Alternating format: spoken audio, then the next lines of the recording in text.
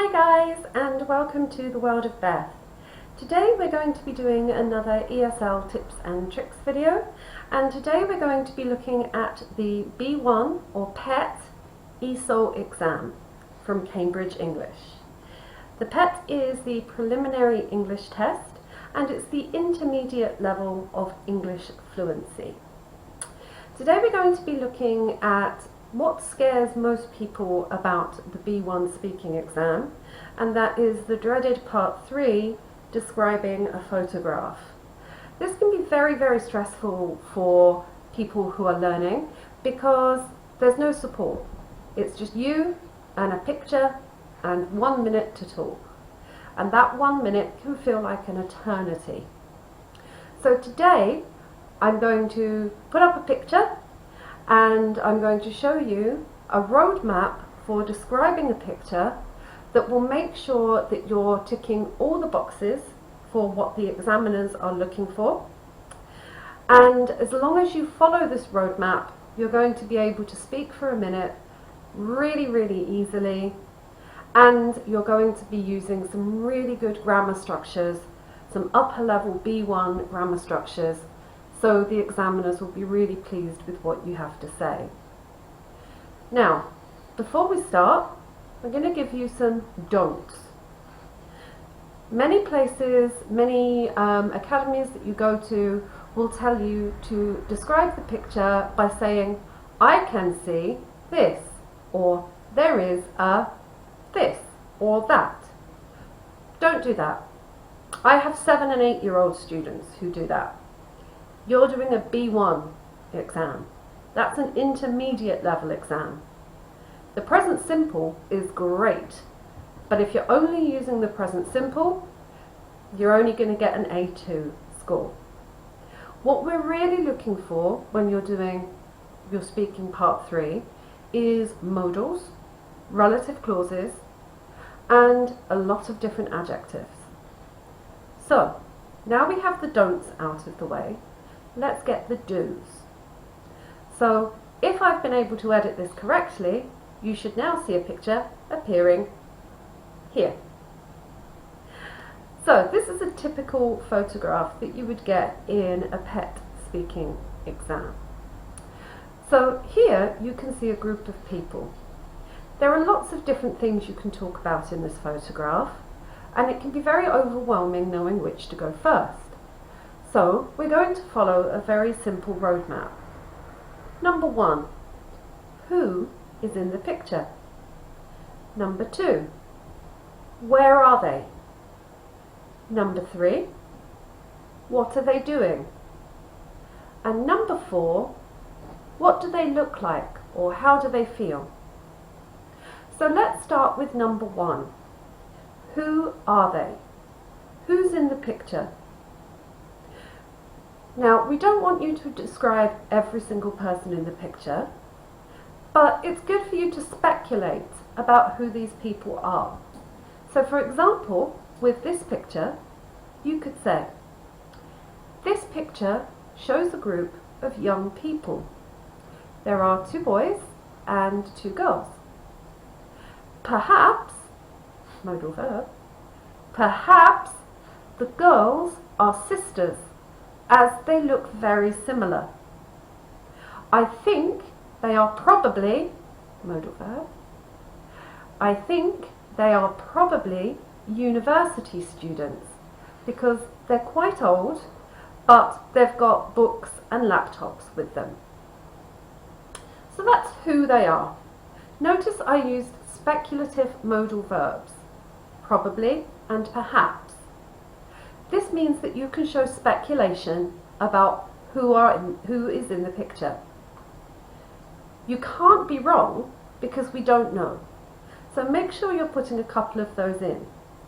However, one note, if it's obvious who is in the picture, for example, it's a mother and a child, don't speculate. Don't say, it might be a mother and a child. Be concrete. It shows a mother and her child. Okay, moving on to step 2. Where are they? Now, if we look at this picture, you couldn't really see much about where they are. However, what you can do again is speculate. So, the people are sitting on the grass. Maybe it's at a university campus because they look like they're students. Or perhaps they're in a park. Again, we're using speculation to say where we think they might be. I personally would say this is a university and that they're students. So I would go with maybe they're at a university campus and they're sitting outside on their break. Now we move over to the third part, which is what are they doing? Well, let's have a look at the photograph. They're not really doing much. So describe what you can see. For example, they're sitting on the floor and the girl who is wearing the black shirt and jacket, relative clause, has got a laptop.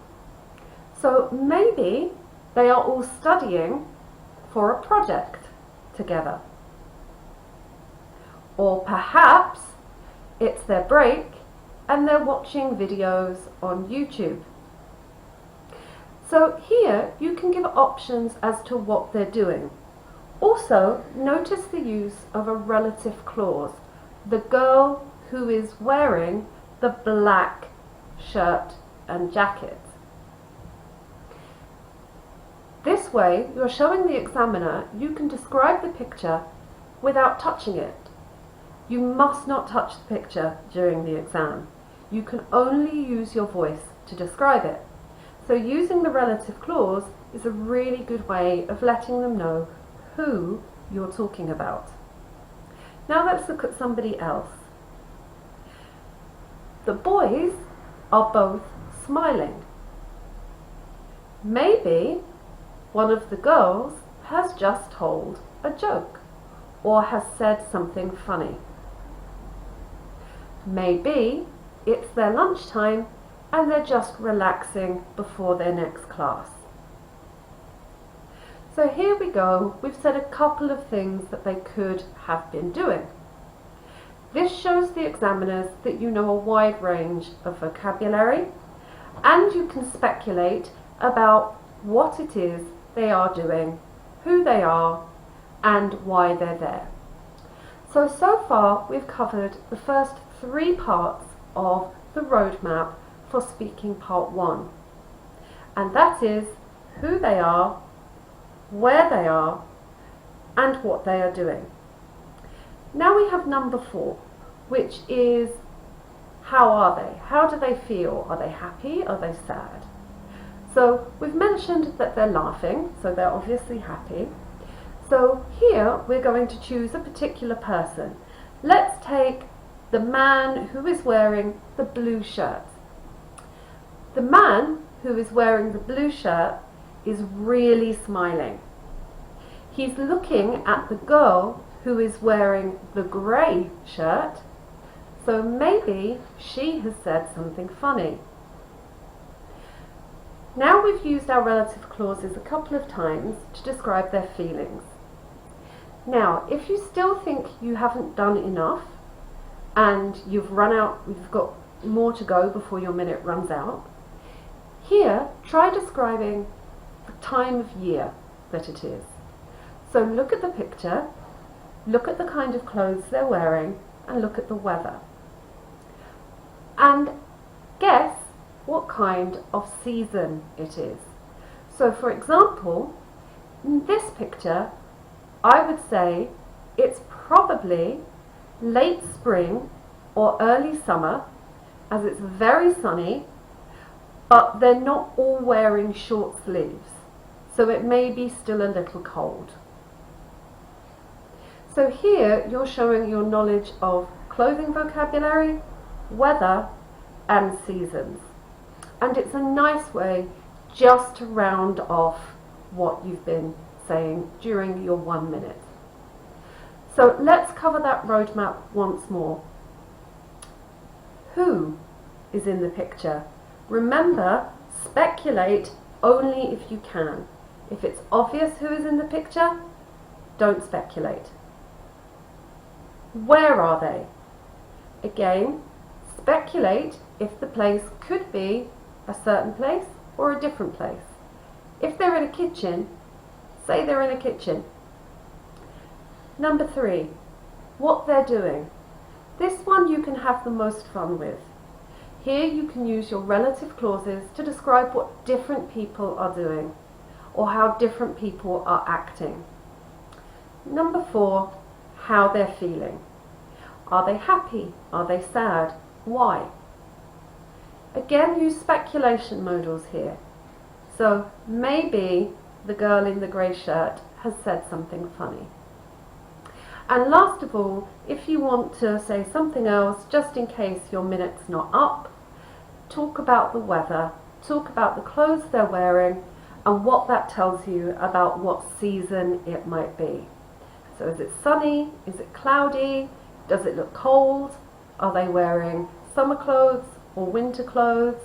Are they wearing short sleeves or jackets with long sleeves? And if you follow that roadmap, who are they? Where are they? What are they doing? How are they feeling? And if you need to, clothes and style and season, you will definitely come to the end of your minute and you will have given the examiner some nice high-level grammar and vocabulary that will help you sail through the part 3 of the B1 speaking. I do hope this video has been helpful for you. If it has, please give a like and subscribe, and I will be sharing new videos every week for more ESL tips and tricks.